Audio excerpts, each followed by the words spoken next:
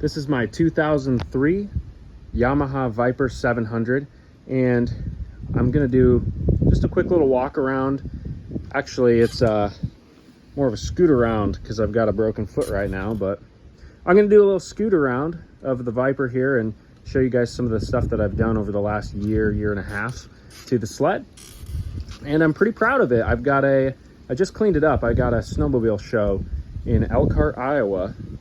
It's a vintage snowmobile show for snowmobiles 2005 and older that I'm going to be attending this upcoming weekend. It's on Saturday.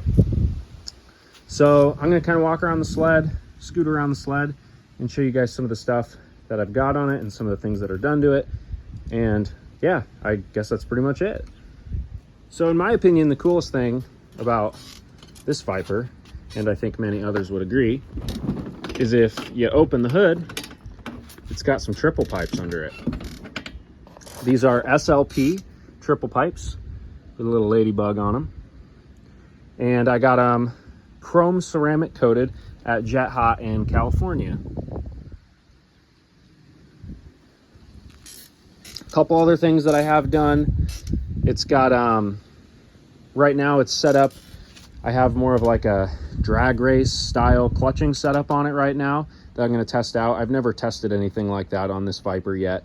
Last year I kind of just had a trail setup on it, but I wanted to see if I put a stiffer spring in it, get the clutch to engage at more like 4,500 RPM, and see how I like that type of clutch setup on it this year.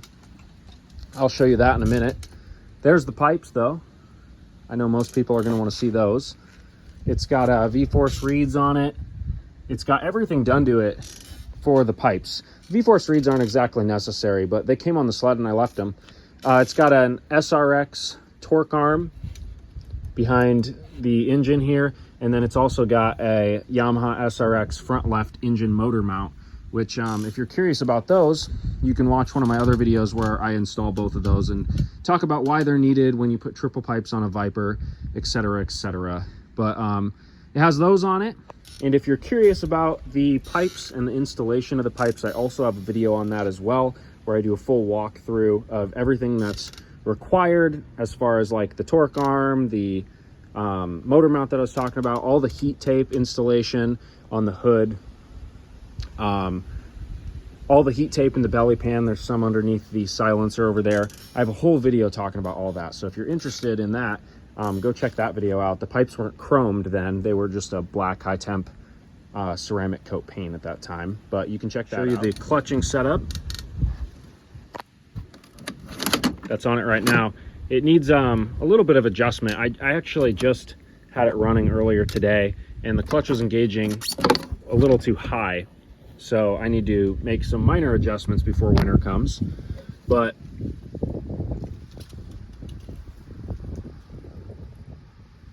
there's the helix that I have. It's a Dalton helix, a 5139, I believe. And I've got it set up 6-1 right now. And then that's a Dalton red primary spring and a Hawk Power Sports silver Yamaha spring. And the reason it's engaging a little high right now is because I left the clutch spacer, or the spring spacer, in here from my last spring, and so it's engaging at like 5,200 right now, which would be fine if I were, you know, drag racing on ice or something, but since I just play around in the snow, I need to get that clutch spacer out, and I'm hoping that it's going to engage more around 4,500 RPM or so. So I've got a little bit of playing with that, and then I have a little bit of playing to do with the gearing of the sled as well. Then I forgot to mention the weights that I'm running are 8 CAs, and they weigh right in at about 50 grams, if anyone's curious. And I talked about gearing a little bit and said I need to work on that, which I do. And the reason I kind of need to work on it is because right now this sled has 8-tooth drivers. This is a 1.25 inch lug track with 1.375 inch studs. And in order to accommodate for a 1.25 with studs, you need to switch to 8-tooth drivers. So I switched to 8-tooth drivers. You can see them up in there. If you can't tell, I like polished aluminum and chrome. And when I swapped the 8-tooth drivers, I changed the gearing from the stock gearing. So right now with the 8-tooth drivers, it has a 23-tooth top, a 37-tooth bottom, and a 68-link chain. And that gives a gear ratio of about 1.82 or so, which is equivalent to what the stock gear ratio would have been, which is 1.81 with the stock gears in the Viper. I want to stop the video really quick and just give a special thank you to anybody who's ever helped me with this Viper. I'm still learning a lot myself. For example, clutching is something that I'm no expert on at all.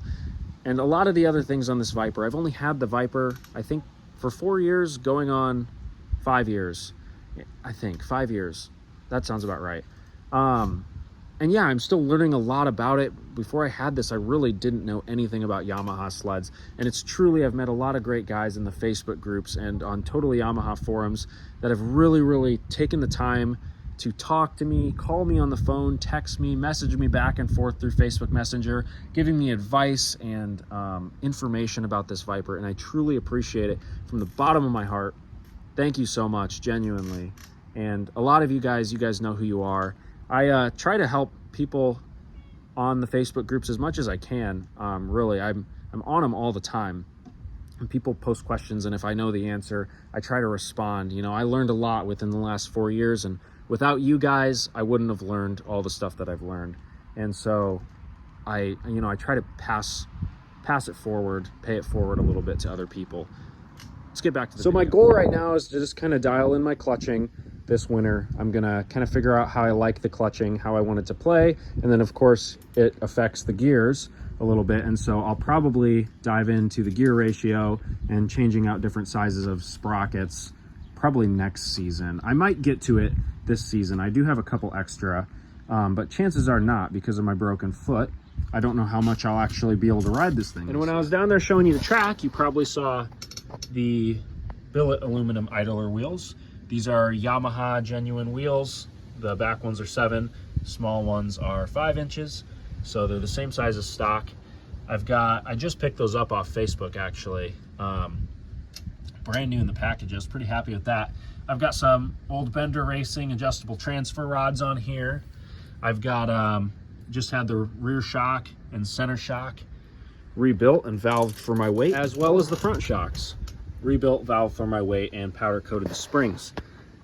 Powder coating, I got my control rods and my trailing arm done in chrome at a local powder shop. They turned out great. I really like them. I've got some brand new carbides on it. They're Woody Dualies. I ran them last year. I liked them for the most part. They have some pros, some cons. It's got a whole shot skid plate on it, which helps for hitting stuff in the ditches. A couple weeks ago, I tinted out the headlights with some just automotive wrap tint. It's got LED bulbs. I've got a video on that. They're super bright. I've got a video on my YouTube channel a couple videos ago, maybe 5 or 6. And it's, yeah, super bright. I really like them. They came off Amazon.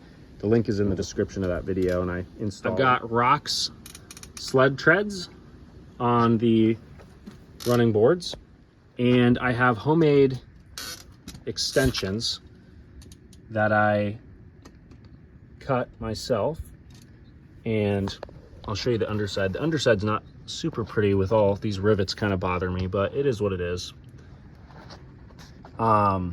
So yeah, those are my homemade extensions. I like them on the back to have a little more foot room in the back. And I have a video installing the Rock sled treads if you're interested in that, how to get them placed, how to drill the holes. And then briefly in the video, I do talk about the extensions. And they used to make these extensions back in the day that just make the footboard of the Rocks a little wider. But they're super hard to find. You usually have to buy a whole set of Rock sled treads just to get the extensions, and I didn't want to do that. And honestly, I couldn't find a set for sale that were in decent shape. So I went ahead and got some pictures from somebody and then made my own. Moving up top here, I've got a Yamaha billet aluminum gas cap. I always carry the spare plastic one in the gas tank, and when I go into restaurants or bars, I remove the aluminum one, shove it in my pocket, and put the plastic one on. These are really easy to steal, and I guess people are known for doing that. Right now it has 2-inch 15-degree RSI risers on it. You don't need a cable extension to do those. I used to have 4-inch risers on them, so I do have extended cables, but they are not necessary for this setup with the 2-inch risers. So far, I haven't ran them yet, but sitting on the sled, they feel great.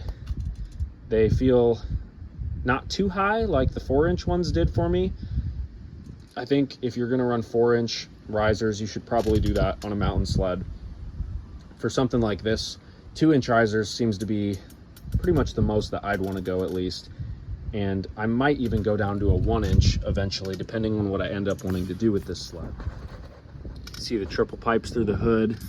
I always think that looks super cool. That's about all I can think of right now as far as the stuff that I've got done to it, at least the obvious stuff.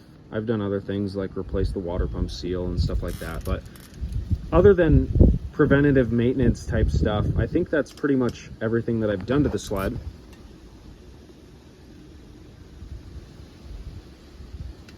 I guess one more thing that I did that's not really super important, but I tinted out the reflectors when I did the headlight tint, front and back. And I just used like a spray paint automotive VHT tint. Not important. I just thought it looked a little better. I'm kind of going for like a blue, black, and chrome theme, so it looked a little better not having a super bright piece of orange on there.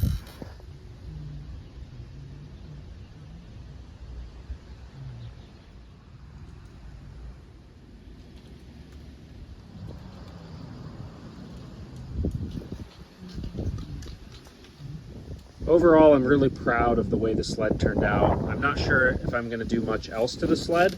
I'm going to run it, I think, this season without doing anything else and see how I like it. I think it looks really good. I'm really proud of myself, but I also have a lot of money and time into it. Probably more money than I want to. I think I paid $1,800 for the sled. Drove from Iowa to Wisconsin to get it, and probably have another couple thousand into it. The pipes I got for a really good deal, but then I spent, you know, $600 to go get them coated, plus a little bit of shipping in California. All said and done, I might be $4,500 to $5,000 into it. Sounds like a lot, and it is a lot, but this is the only sled I have, and I love it. And it's been a lot of fun. So I figure I better give you guys a sound clip of what these SLP pipes sound like. It is cold right now completely, so we'll see how many pulls it takes. I cleaned the carbs on it yesterday, but I did start it up yesterday after I cleaned the carbs to get fuel in the bowls. There we go. You guys might have to bear with me here while I'm on my scooter. We'll do a full choke on it. We'll see how many pulls it takes me to get it. Usually it takes me a couple with this foot. She wants to go. It's cold. I'll tell you what, here, let me get a tripod and set it up so I can pull it better.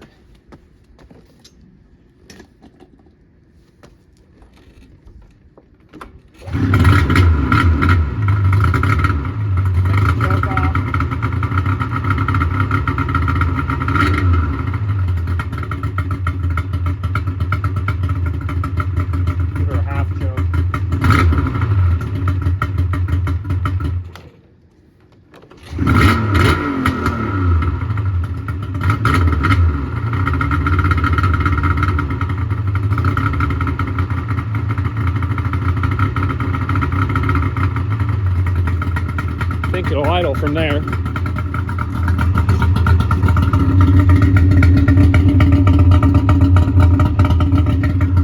I love the way the SLPs sound wicked. You can see the LED headlights there.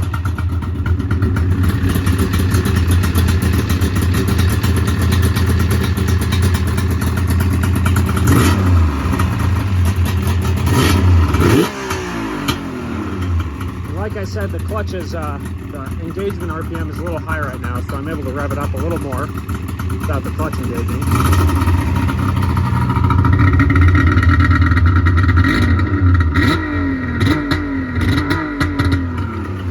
There's the Taurus acting up. I'll have to take a look at that.